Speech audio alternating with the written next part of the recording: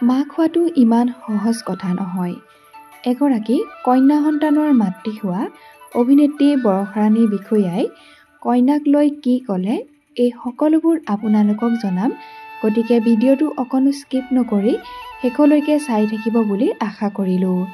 লগতে যিসকলে অভিনেত্ৰী বৰষাৰাণী বিষয়াৰ অভিনয় চাই ভাল পায় তেওঁলোকে প্লিজ এটা লাইক কৰি দিব।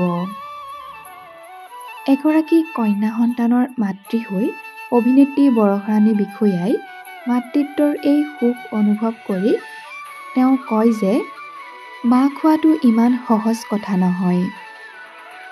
মাতৃত্বৰ এই যাত্ৰাত অলপ জটিলতাও আছে।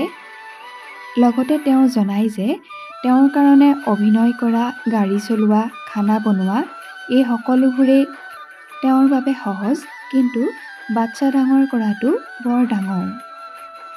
কন্যা আদৃতিৰ জন্মৰ পাছৰে পৰা নতুন কথা তথা নতুন অভিজ্ঞতা শিকিছে অভিনেত্ৰী বৰষাৰাণী বিষয়াই। সন্তানক লৈ কিদৰে পিতৃ মাতৃয়ে কষ্ট কৰে সেই কথাও ব্যক্ত কৰিলে অভিনেত্ৰী বৰষাৰাণী বিষয়াই। লগতে এই চেগতে তেওঁ সেই পিতৃ মাতৃসকলক শতকোটি প্ৰণাম জনালে।